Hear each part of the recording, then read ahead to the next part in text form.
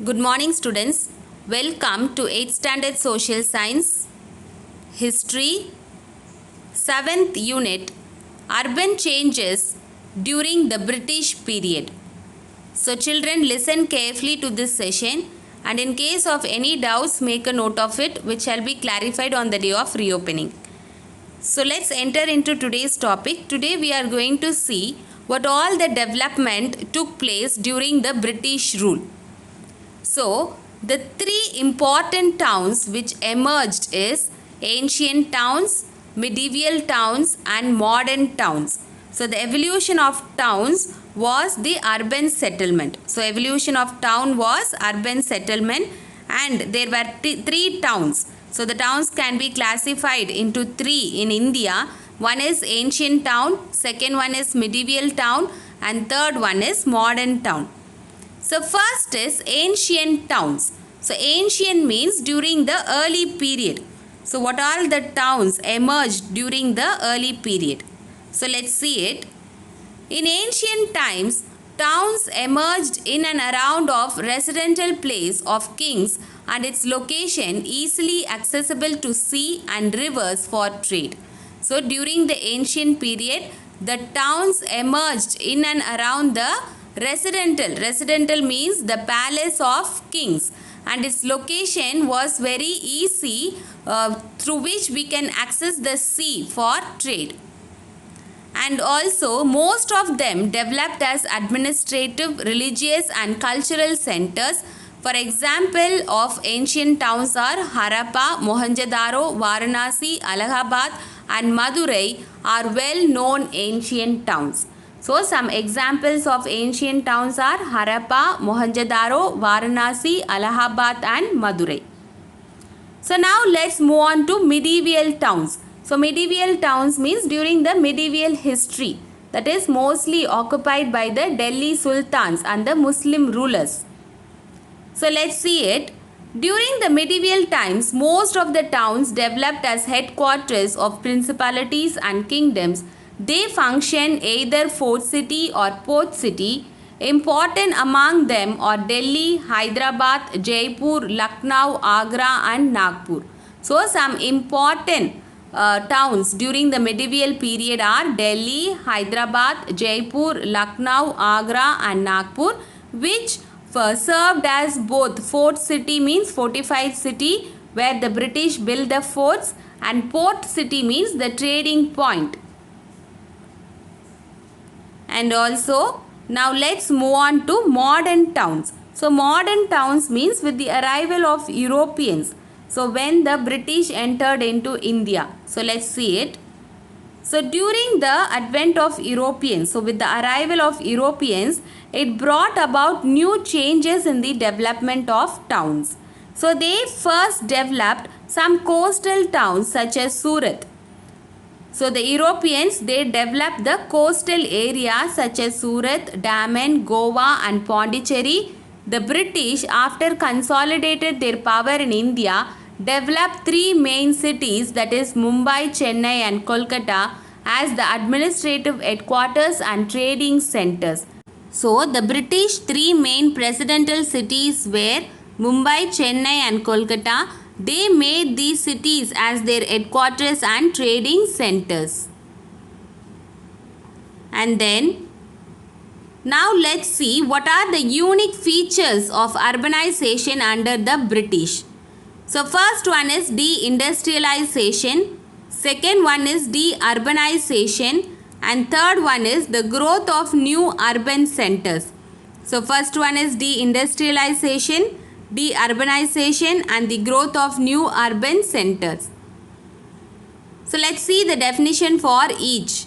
So, first is deindustrialization means the economic policies followed by the British led to the rapid transformation of India's economy into a colonial economy and development of cities.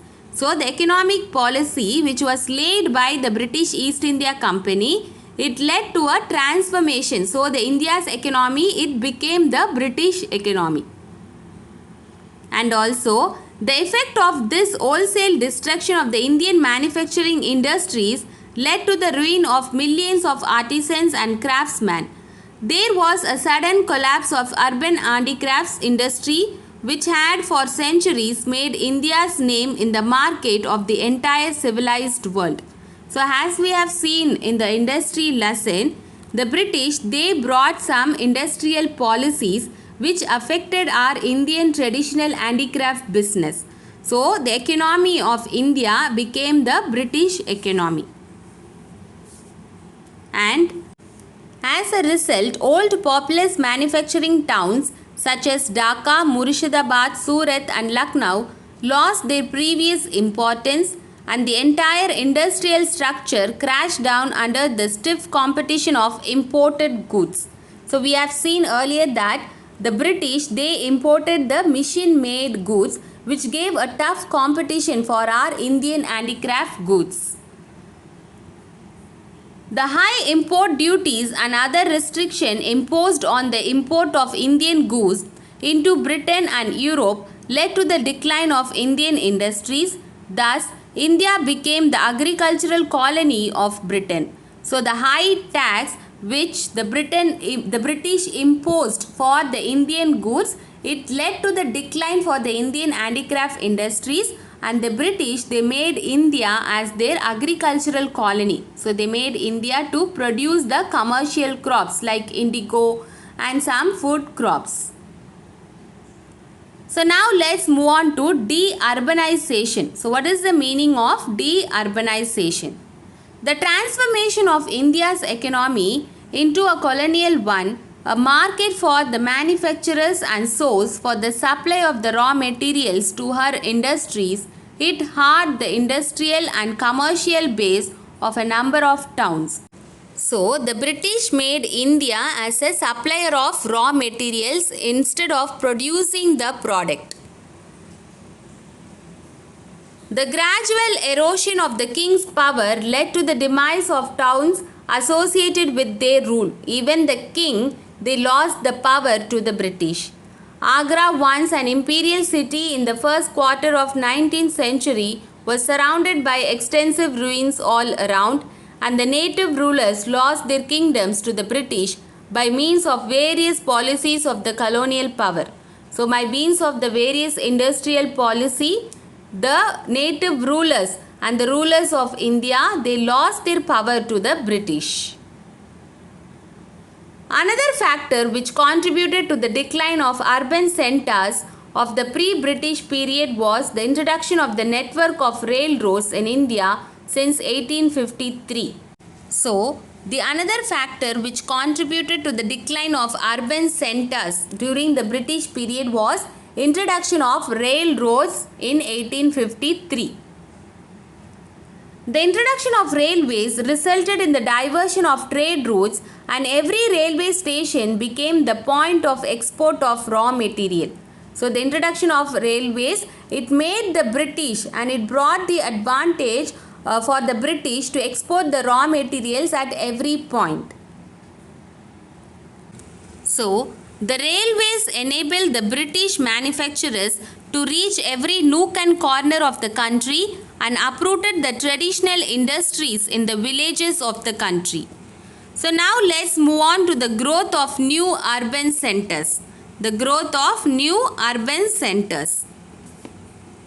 So the British, they developed the new centers of trades like Calcutta, Madras and Bombay on the eastern and western coastal areas. So Madras was founded in 1639, Bombay 1661 and Calcutta 1690. So these three cities are referred as presidential cities of the British power in India. And also here they built their homes, shops and churches as well as their commercial and administrative headquarters. So they built their home, shop, church as well as they made it as their administrative headquarters. And after the Battle of Plassey in 1757, the British got the domination power in India, and the trade of the English East India Company was expanded. So the trading policy of the British East India Company was expanded, and also they got the political power, and a new trend of urbanization began in the later half of the 19th century, as the result of Suez Canal opening. So during the later half of 19th century, because of the opening of Suez Canal, it made the transport more easier. So the distance between the India and the England was reduced, and also the introduction of steam navigation, and the construction of railways and canals, harbors, growth of factories and industries, coal mining, tea plantation. So everything, it brought some development in India because of the transport.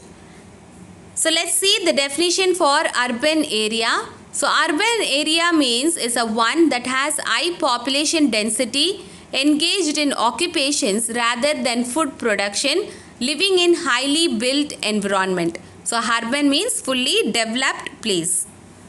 So let's see about the colonial urban development. So it is divided into four. First one is port cities, next is cantonments, then hill stations and railway towns. So port cities means the capital of provinces developed around ports, mainly for trading purpose. Cantonment. So cantonment means capital of inland provinces along the trunk routes and strategic places, that is military persons.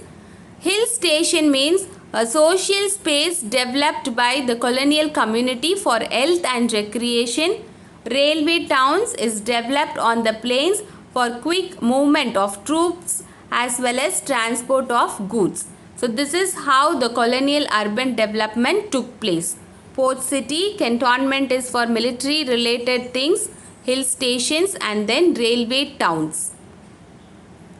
So first let's see about port cities. So port cities means like harbor. It is used for trading purpose. So let's see the definition for port city.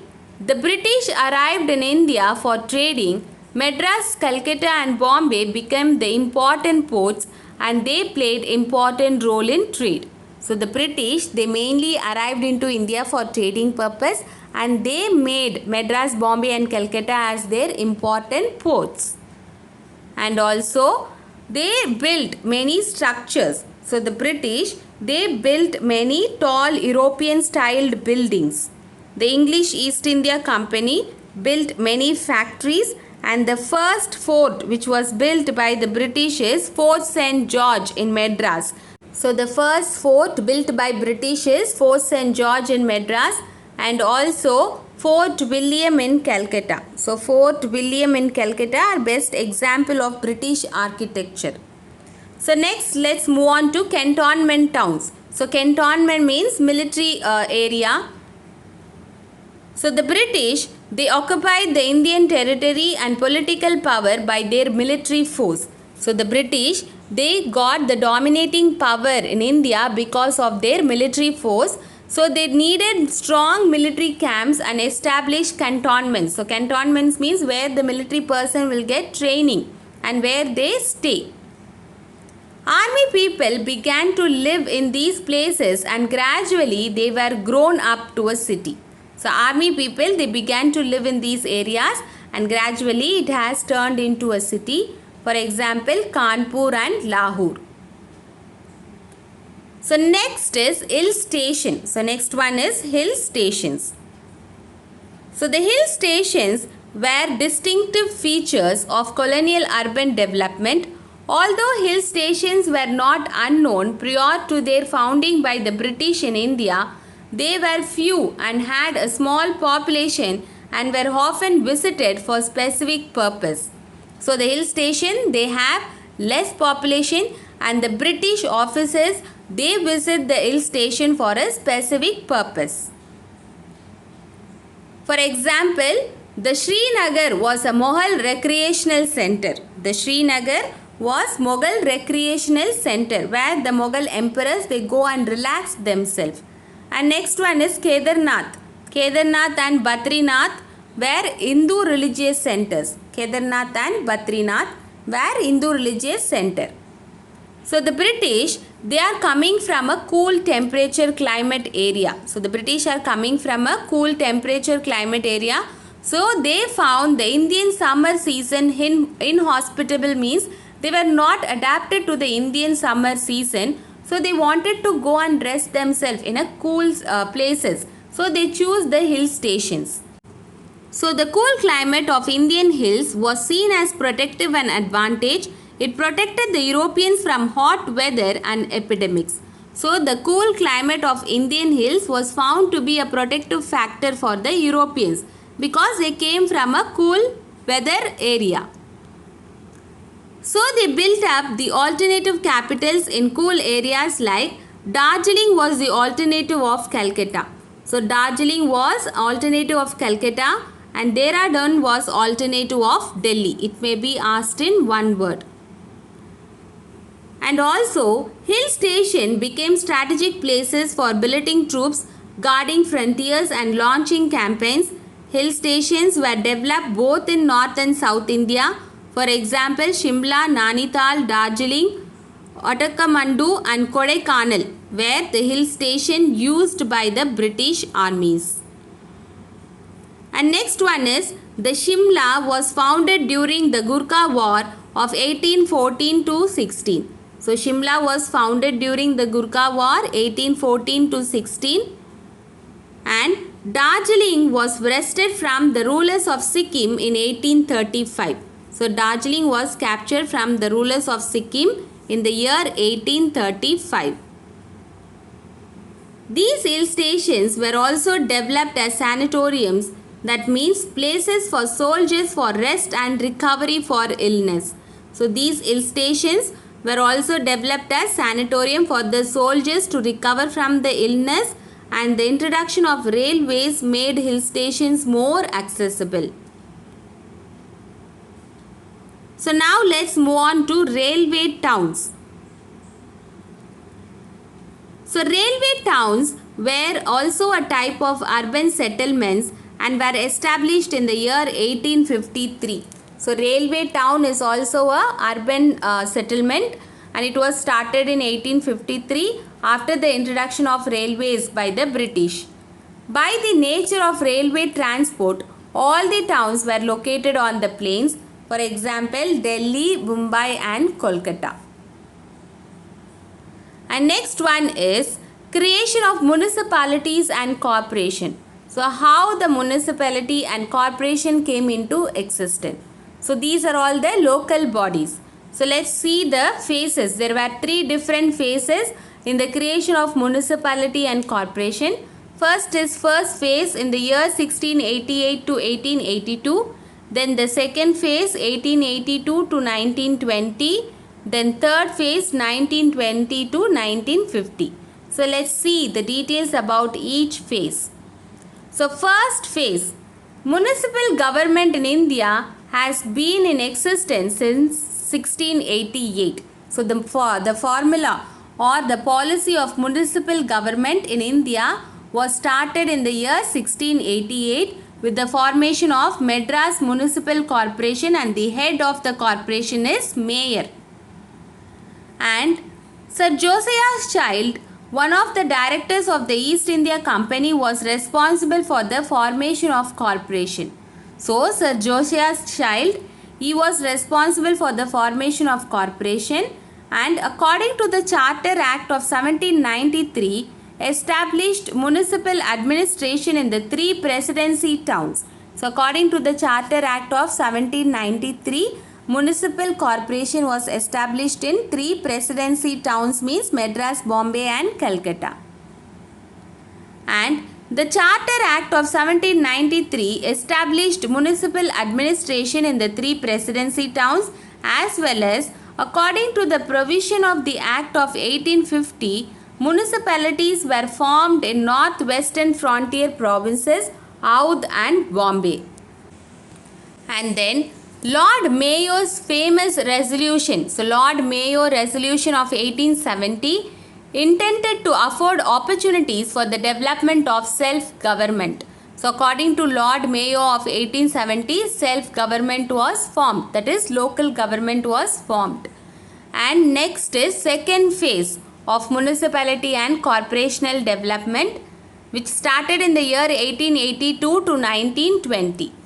So the second phase was started by Ripon. Lord Ripon resolution on the local self-government was a landmark in the history of local self-government. So Ripon's resolution was the basement for the formation of local self-government, that is local government like corporation. And Ripon is rightly regarded as the father of local self-government in India, and his resolution is regarded as the Magna Carta of local self-government. So it may be asked in one word, who is the father of local self-government means Lord Ripon, and his resolution means his policies were regarded as Magna Carta, means an important document in the government. And the third phase of the corporation and municipality, it started in the year 1920 to 1950. So the Government of India Act of 1990 introduced hierarchy in the provinces. So according to this act, that is according to the Government of India Act of 1935, it introduced provincial autonomy. With the attainment of independence in 1947, India had the unique opportunity of making and molding the local government to meet the needs of the free nation. So according to the Government of India Act of 1935, provincial autonomy means the state is divided into small province or constituency, and each constituency has their own local self-government. So they can frame their own policies. So it is up to the mayor or the ward councillor. So now let's see the origin and growth of Madras. So when the British arrived into India, that is the British arrived into India in the year 1600.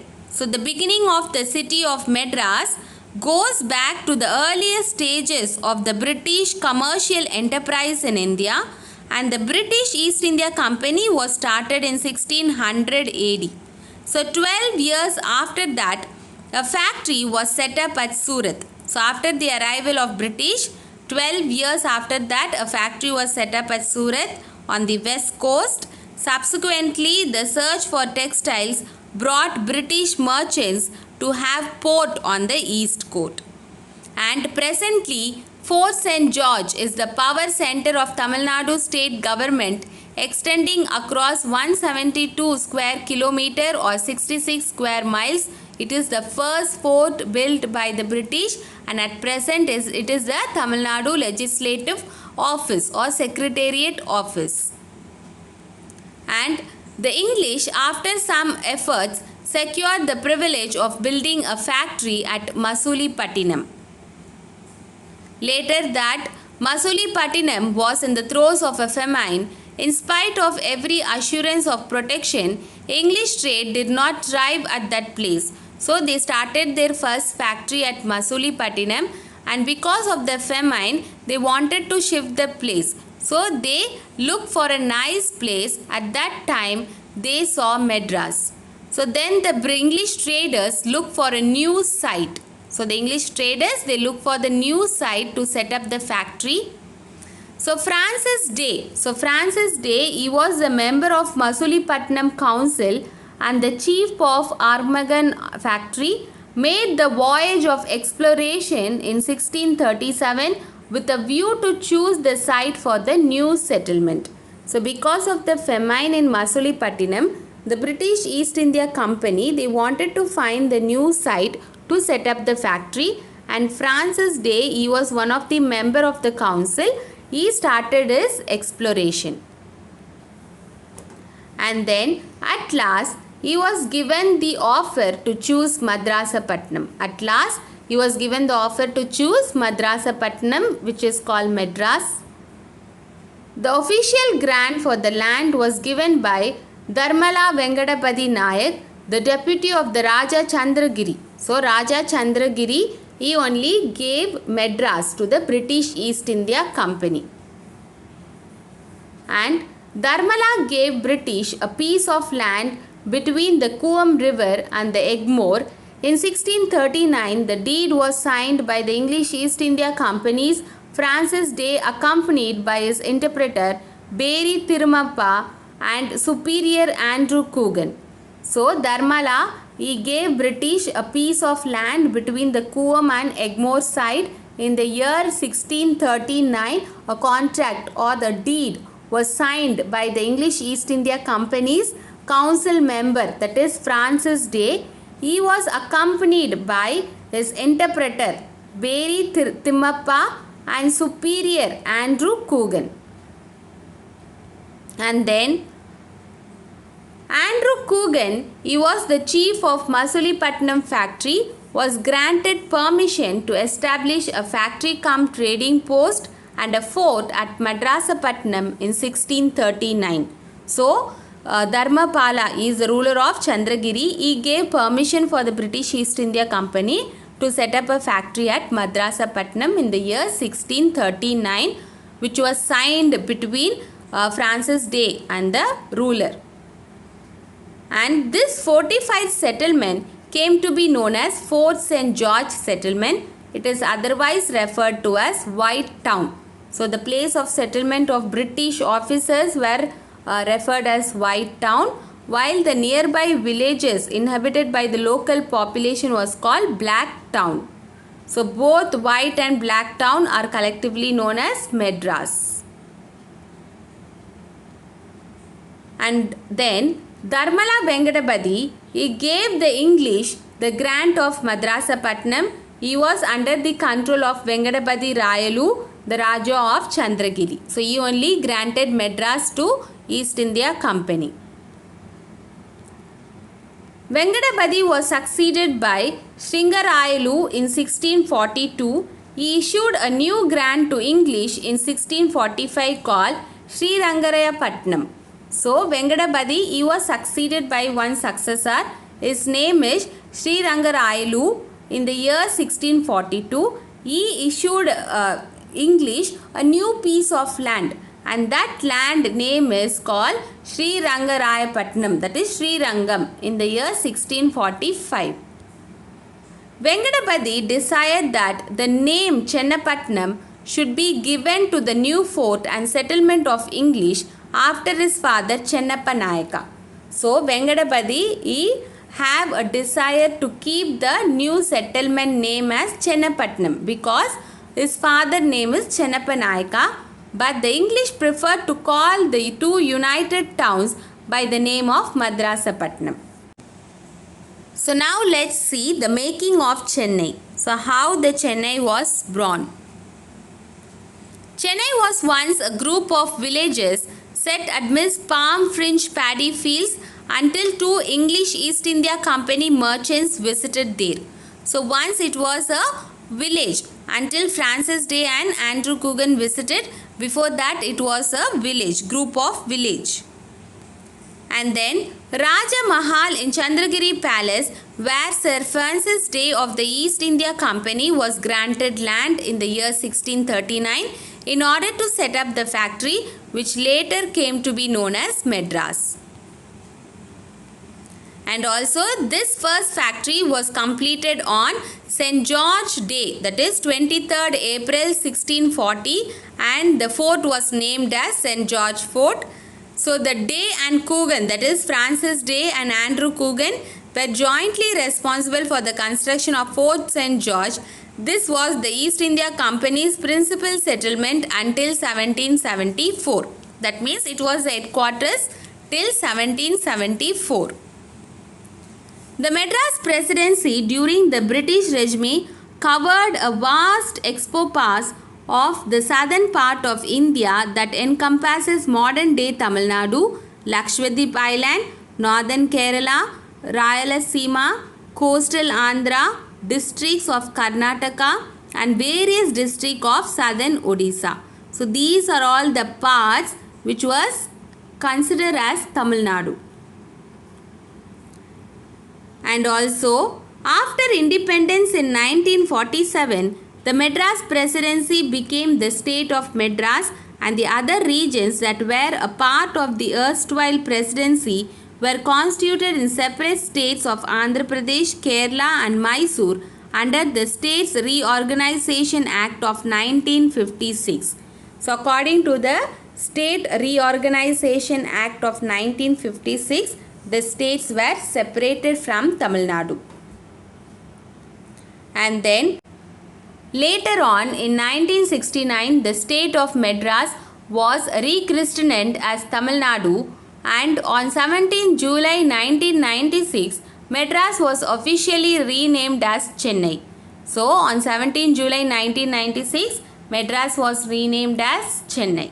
And Dalhousie Square in Calcutta as well as Fort St. George in Madras were close to the central commercial area and had a massive buildings which were built by the British, and it was built in the Roman style. The Dalhousie Square in Calcutta as well as Fort St. George was built for commercial purpose and it had a Roman style of architecture. So now let's see about Mumbai or Bombay. So Bombay was initially called Seven Islands. So Bombay was initially Seven Islands and it was under the control of the Portuguese from 1534 onwards, and Portuguese king gave it as a dowry to Charles II of England when he married the former sister in 1661. So the Bombay was under the Portuguese power from 1534 onwards, but the Portuguese king, he gave it as a dowry to Charles II of England in the year 1661. The king leased it to the East India Company. So the King Charles II, he gave Bombay as a lease for the East India Company, and the city of Bombay began to grow when the East India Company started using Bombay as its main port in the Western India. And also in 1687, the English East India Company transferred its headquarters from Surat to Bombay. So now let's see about Calcutta. So Calcutta in 1690, the English merchants founded a settlement at Sutanoti. In 1698, they secured zamindari rights over Sutanoti, Calcutta and Gobindpur. So in 1690, the English merchant, they got the Diwani rights or the zamindari rights, means to collect the tax. So they got the rights in Sutanoti, Calcutta and Gobindpur, which is collectively called Calcutta or Kolkata. The company established Fort William in Calcutta. Calcutta became the presidency with a governor and council to manage its affairs. So the three presidential cities of the British East India Company is Madras, Bombay and Calcutta. So with this video, urban changes during the British period is completed. So you can refer your textbook pages. So from page number 67 to 72. So now it's time for questions. So let's see some evaluation questions. And in case of any doubts, you can go through the whole session video once again, or else you can refer your textbook. So let's see some evaluation questions. So first one, the network of railways in India was introduced in which year? Who is rightly regarded as the father of local self-government in India? The Government in India Act of 1919 introduced in what provinces? Who was responsible for the formation of corporation? And finally, Francis Day and Andrew Coogan got permission to establish factory-cum-trading post at Madrasapatnam in which year? So children, try to answer all these questions in the notebook which you are maintaining for social science. And with this video, urban changes or urban development during the British period is completed. Thank you.